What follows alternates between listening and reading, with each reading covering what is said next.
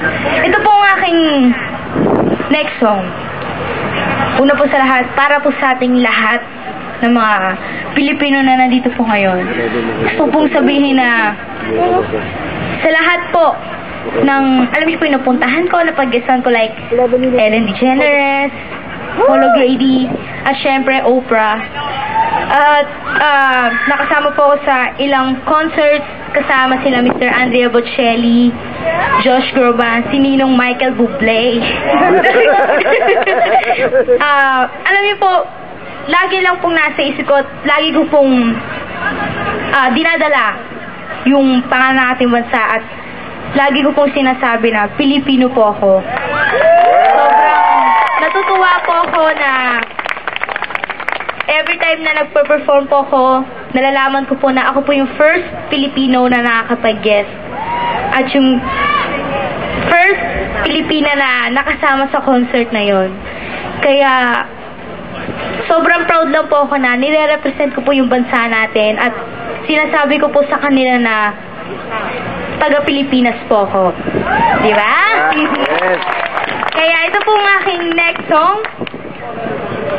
Gusto ko pong kantahin para sa inyo lahat para masabi ko po na kahit na ganito po yung nararating ko, hindi ko po nakakalimutan na Pilipino po ako. Para po sa inyo.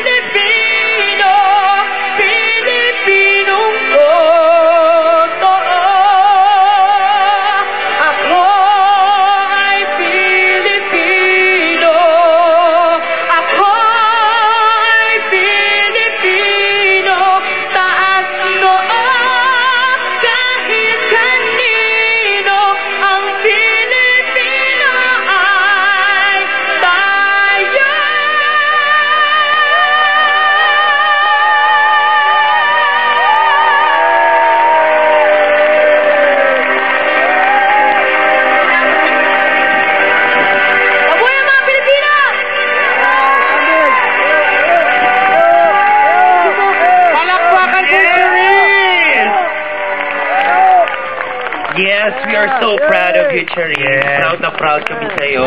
Ano, hindi ko na kaya. So, ngayon, bago natin ituloy, meron ka ba ipopromote ng mga shows, upcoming shows? Abangan nyo na lang po yung mga guests ko po sa Philippines. Siyempre, ipapalabas po yan sa TFC, The Filipino Channel. And, siyempre, abangan nyo lang po yung mga next na mangyayari po sa Correct. Yes, at ngayon, tawagin ulit natin Mr. Randy Santiago.